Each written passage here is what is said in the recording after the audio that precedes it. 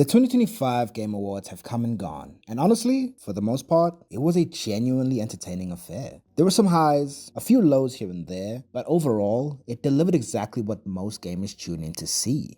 Exciting announcements, the celebration of games that released that year, and a glimpse into the near future of the industry. And to be fair, there were a lot of strong reveals this year. We saw Star Wars: Fate of the Old Republic, which immediately sparked massive buzz as what looks to be a spiritual successor, or possibly even a direct sequel to Knights of the Old Republic. Just hearing that name alone was enough to get most longtime fans to pay attention.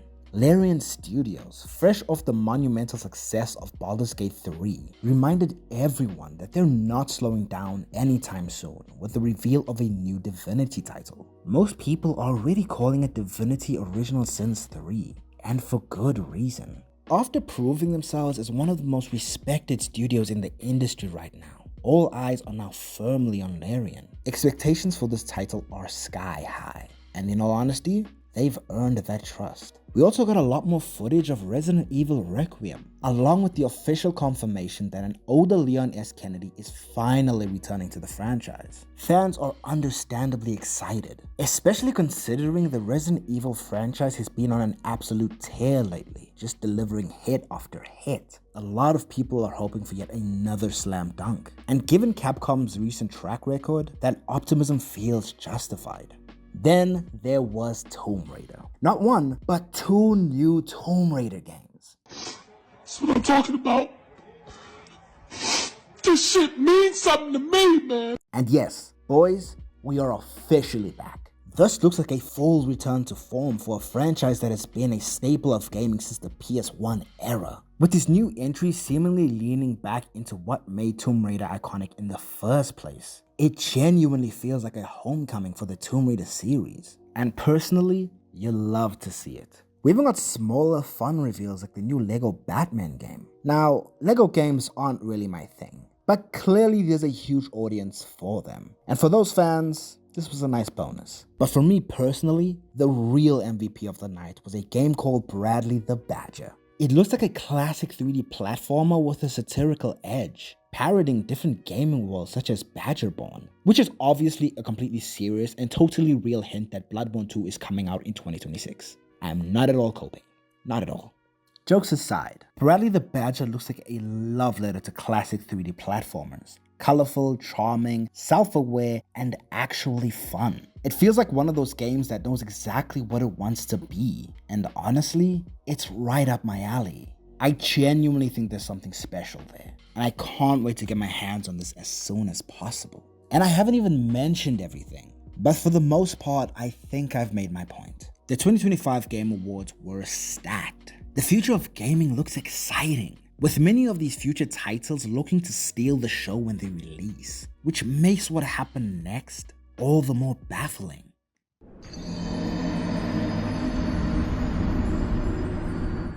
Despite all of these incredible reveals, there was one game that completely sucked the air out of the room. One game that didn't just underwhelm, but actively generated negative excitement the moment it was revealed. And I think everyone already knows where I'm going with this. I'm talking about Highguard.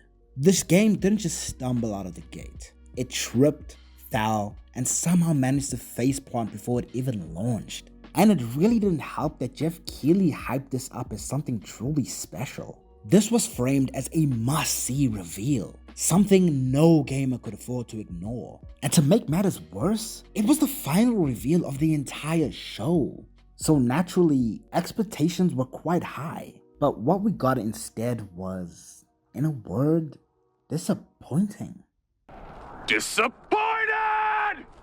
I genuinely can't remember the last time I saw a game both arrive and die so quickly in the court of public opinion. It was almost impressive. Gamers from every corner of the internet united in perfect harmony to collectively dunk on this thing. The last time I saw this level of universal disapproval was Concord. And that is not a comparison any game should want. If you've been online at all since the Game Awards, the backlash to this title has been unavoidable. And interestingly enough, if you go looking for the live comments on the official Game Awards video, you won't find much. But to be fair, the comment section during the live feed of the Game Awards was absolutely unhinged. However, plenty of YouTubers recorded their reactions alongside the live chat. And watching the moment people realized what Highguard was is genuinely hilarious. The excitement evaporated instantly. Look, all I'll say is this. Big man thing, yeah? It's not looking good, bruv. It's not looking good.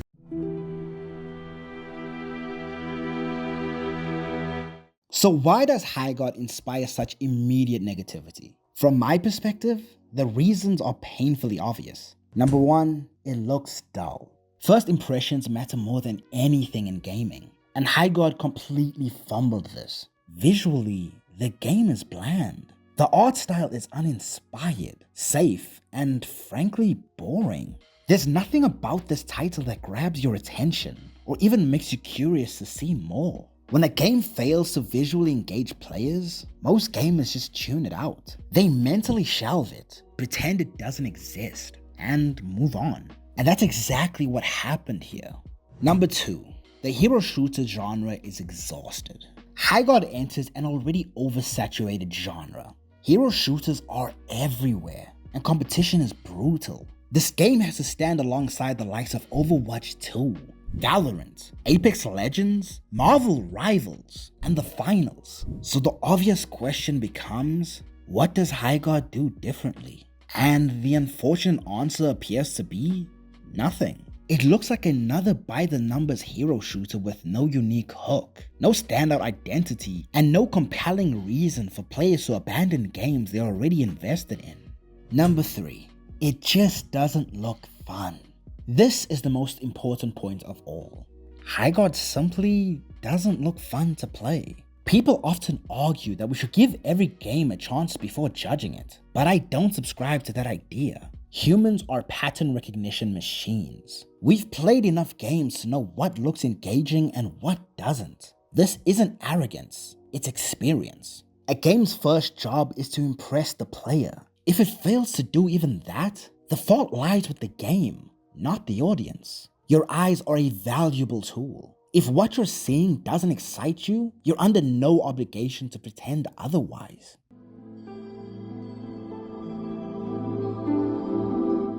Could Highguard still turn out to be a good game? Sure, technically, it's possible. But in my opinion, it has already failed in the way that matters most. It failed to capture an audience. Player interest simply isn't there. Most people are either unimpressed by what they've seen so far, or they're already satisfied with the games they're currently investing their time into. And that's the real problem. Once a game develops this kind of reputation, especially on this scale, it almost never recovers. First impressions stick, and public perception hardens quickly. Even if Highguard improves mechanically or creatively down the line, convincing players to give it another chance becomes an uphill battle. For better or worse, Highguard will now likely be remembered as a spiritual successor to Concord, a Concord 2, if you will. And that is not a legacy any game should aspire to carry. And with that, that's everything I have to say. The 2025 Games Awards were genuinely stacked. There were some real bangers and exciting reveals this time around, and a lot to look forward to. But unfortunately, Highguard ended up being that awkward final note in an otherwise strong show. And hey, if you're excited for Highguard, more power to you. I hope the game proves me wrong. I always want more good games to exist, but based on everything I've seen, I'm extremely skeptical about its future. First impressions matter, and right now, Highguard is fighting for any form of relevance with a very unreceptive audience. But hey, what did you think? I'm way more interested in hearing your opinion on the matter. Is maybe Highguard a little overhated right now? Do you see something in the game that maybe everyone else missed? Or did the game lose you the second it appeared on screen like a lot of other people, myself included? Let me know everything you think in the comments below. I'm genuinely curious where people stand on this. But if you enjoyed the video, please consider giving it a like. And comment down below everything that you think. And if you want more videos like this, please consider subscribing. We've got way more on the horizon, and plenty to look back on and sink your teeth into. But more than anything, thank you for your time. I appreciate you spending this time with me, and I hope you have an amazing week ahead. And with that being said, I've been Casual Wandle, I hope you were entertained. I hope you enjoyed your stay. And until next time, it's bye-bye for now.